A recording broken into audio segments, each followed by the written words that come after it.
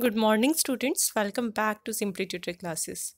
So, today we will cover our topic cost of equity share capital, or we can say approaches to equity share capital. You can change here approaches to equity share capital. अगर हम बात करें cost of equity क्या होगी, तो वो maximum rate of return जो कि एक कंपनी अपनी फाइनेंशियल पोजीशन बनाए रखने के लिए अर्न करेगी, that is called cost of equity share capital. मतलब इतना रेट तो क्या है, maximum rate of return that the company must earn on equity finance portion of its investment in order to keep market price of its share constant. कि अपने stock अपने share का price market में constant रखने के लिए जो rate company earn करेगी ही करेगी वो हो जाएगी cost of equity share capital. अगर हम बात करें कि हम कौन कौन से मेथड्स यूज़ करते हैं, या फिर यहाँ पर आप इसे बोल सकते हो approaches to compute equity cost of capital. First आता है हमारा dividend yield method, second dividend yield plus growth in dividend yield, third आता है earning yield method and fourth आता है रियलाइज यील्ड मेथड।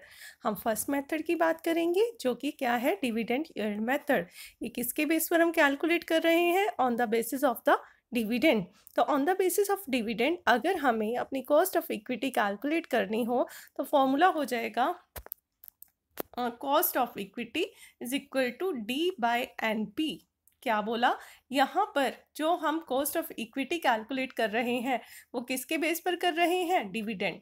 तो हमारा फॉर्मूला क्या हुआ, cost of equity is equal to dividend by NP. NP क्या होता है, नेट प्रोसीड।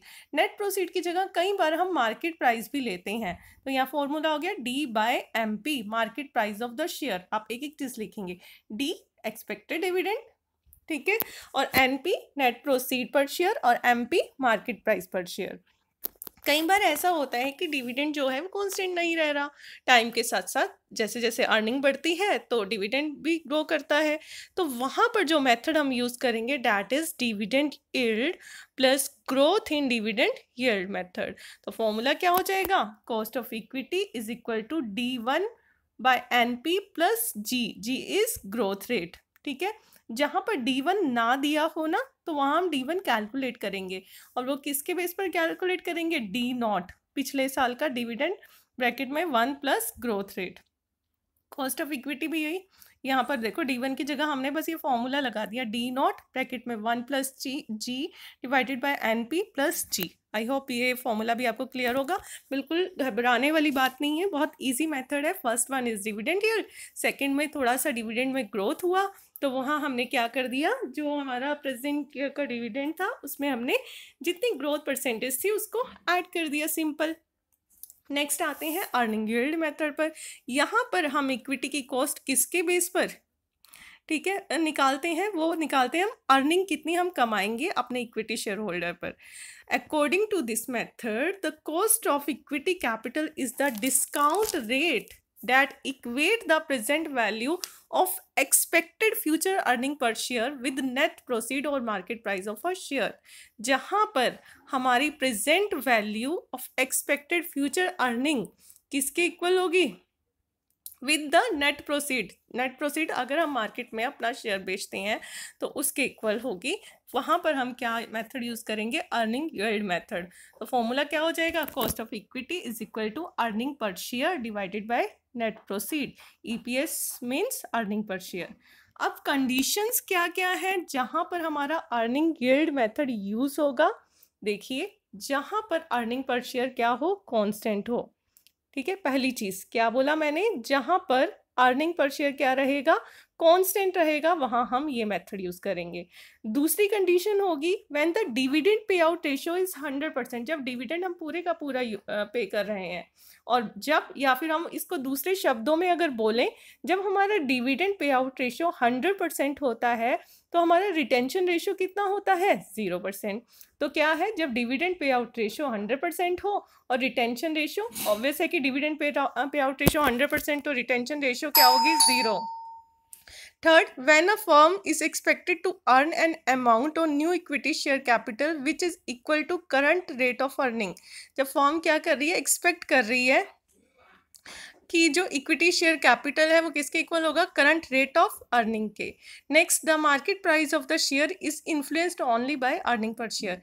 मार्केट प्राइस किससे इन्फ्लुएंस होगा कि हम कितना कमा रहे हैं अपने शेयर पर, उससे। ठीक है। लास्ट मेथड आता है हमारा रियलाइज्ड यील्ड मेथड।